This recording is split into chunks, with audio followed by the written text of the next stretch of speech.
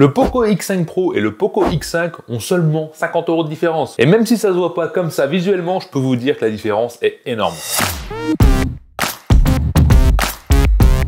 Bon, déjà de base, on a des couleurs un petit peu différentes. Pour le X5 Pro, là j'ai le jaune, hein. Moi je l'aime, il y a aussi le bleu et le noir. Pour le X5 tout court, on a la version noire ici, d'ailleurs qui prend pas mal les traces de doigts, la bleue et une couleur verte. Le tarif de base de ce modèle-là est à 299 €, en tout cas le tarif d'entrée du X5.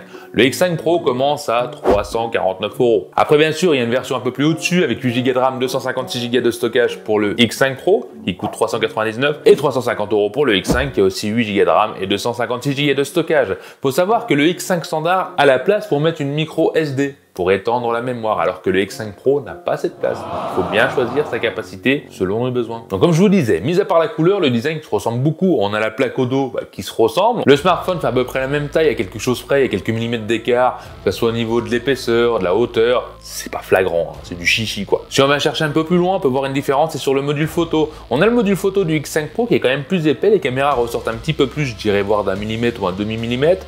Bon, le flash n'est pas placé au même endroit, sachant que sur le X5 on a un double flash et le X5 Pro on a un seul flash. Et bien sûr les caméras sont différentes. Où il y a une plus grosse différence, ça va être au niveau de la prise en main aussi, parce que le X5 a les rebords un petit peu plus arrondis que le X5 Pro, qui eux sont un peu plus tranchants, j'ai envie de dire rectangulaires. Plus iPhone sur le X5 Pro, plus arrondi sur le X5. Et bien sûr le X5 fait 189 grammes et le X5 Pro 181 grammes. C'est une petite différence, mais qui se sent quand même à l'utilisation. Bon, en portage quoi, en portage.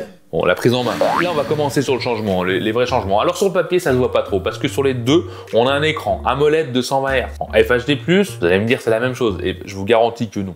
Non. Alors déjà, le X5 Pro a du 120 Hz, oui, mais adaptatif, c'est-à-dire qu'il va régler automatiquement son taux de rafraîchissement pour s'adapter, pour économiser de la batterie. Celui-ci, le X5, non, on choisit 120 Hz ou 60 Hz. Ce sera pas automatique. Autre point important, il faut savoir que le X5 qui coûte moins cher a un taux de luminosité, le pic, plus élevé que le X5 Pro. Alors visuellement, en extérieur, j'ai pas ressenti de différence, pardon Poco, mais celui-là, le X5 Pro monte jusqu'à 900 nits et le X5 standard monte jusqu'à 1200 nits. Malgré tout, ça peut jouer. Là où il y a une grosse différence, je vous garantis, ça va être au niveau de l'écran, de la qualité. Parce que sur le X5 Pro, on a un écran Dolby Vision 10 bits. Ok, hein, c'est des termes techniques, moi aussi j'ai un peu de mal avec ça, alors que le X5 n'a pas cette option-là. Et oui, ça change. Visuellement, quand on regarde les smartphones, on a vraiment une sensation de plus grosse qualité sur le X5 Pro, même si c'est pas mauvais sur le X5, mais c'est vrai que quand on les met à côté et qu'on regarde les écrans, bon, on voit clairement la différence. Le X5 Pro est au-dessus au niveau de la qualité et des détails. Autre aspect visuel, le X5 Pro n'a pas de menton. Le menton, en fait, c'est les rebords tout en bas de l'écran. Il y a beaucoup de smartphones où les rebords sont plus gros, comme le X5 standard où on a un rebord qui fait bien 5 mm, alors que le X5 Pro, un petit rebord qui est identique au contour du reste du smartphone. Je sais pas si je suis assez clair, dis-moi en commentaire, mais c'est un petit peu différent. Donc vous l'avez compris, l'écran X5 Pro, bon, et au-dessus, c'est un petit peu normal, il coûte plus cher. Oui, mais il y a quand même une différence. Pour 50 balles, ça commence à jouer. Pour ce qui est de la fluidité, honnêtement, on en a un plus puissant, c'est clair, il vaut plus cher, il est plus puissant. Mais j'ai pas ressenti de différence dans la navigation, dans les applications.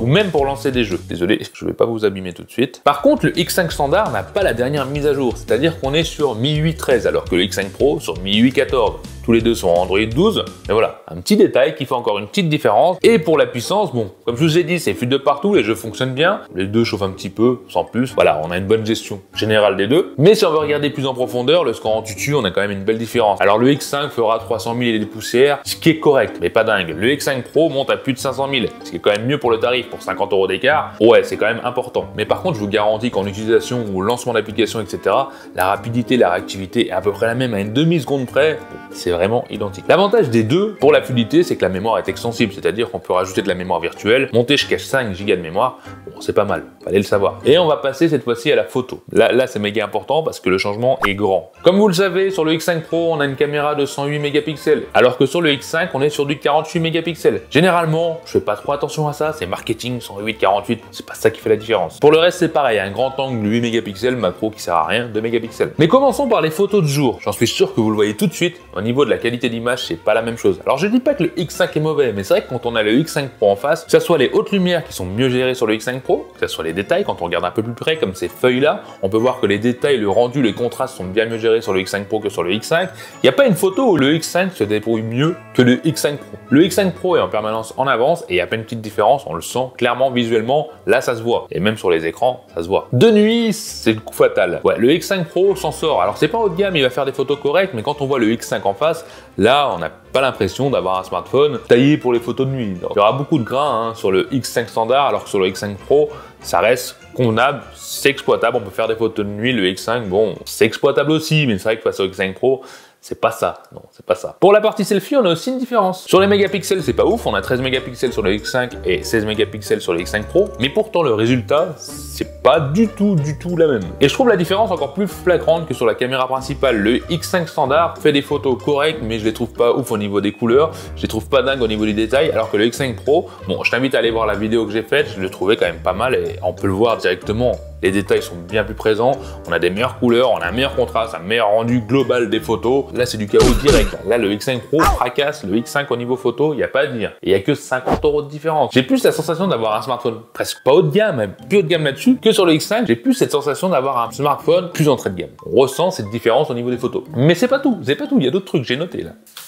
Passons à la batterie, parce que les deux ont une batterie de 5000 mAh, et c'est très bien. Mais les chargeurs fournis dans la boîte sont différents. Le X5 Pro, lui, peut charger jusqu'à 67 watts, donc il charge en 40 minutes environ, alors que le X5 standard a une charge de 33 watts maximum, qui lui chargera plus longtemps. On est plus vers les 1 heure. Donc la différence n'est pas flagrante, mais toujours pareil. Tout ça accumulé sur 50 balles, je me répète, c'est chiant, et ça fait beaucoup de différence. Et petit coup fatal pour moi, ça va être au niveau du son. Alors les deux ont un son correct. C'est pas extrêmement puissant, c'est bien, ça passe. Mais le X5 Pro a un son stéréo, alors que le X5, non. Et là, clairement, bon, le X5 passe largement devant. Vous allez me dire, c'est normal, il est plus cher. Oui, je suis d'accord avec vous, c'est un modèle pro, c'est le modèle standard. Mais l'écart de prix est tellement peu important par rapport à toutes les différences que je conseille clairement de passer sur le X5 Pro. Je sais encore, il y avait que l'écran qui changeait. Mais quand on voit des photos, quand on voit une charge beaucoup plus rapide, quand on voit un processeur bien plus rapide, un son stéréo, tout ça, avec un écart de prix si minime, ouais, là, le X5 est clairement mis KO par son grand frère, tout simplement. C'est vrai que j'ai un petit peu de mal à comprendre le placement de ce X5 sur le marché de Poco. J'ai pas trop compris pourquoi ils avaient fait cet écart-là. Dites-moi en commentaire ce que vous en pensez, lequel vous auriez choisi. Bon, j'imagine la réponse, j'en suis presque sûr, mais sait-on jamais, il y a plein d'autres petites différences à voir, mais je voulais pas trop rentrer dans le technique parce que c'est clairement pas le but de cette vidéo. Mais si vous avez envie de le marquer en commentaire, allez-y, lâchez-vous. Bien sûr, ceux qui me connaissent pas encore, si t'aimes ce genre de vidéo, abonne-toi et puis ce petit pouce vers le haut, c'est méga important. Et puis je vous dis à la prochaine vidéo, les Tukimantiens. Allez, bye.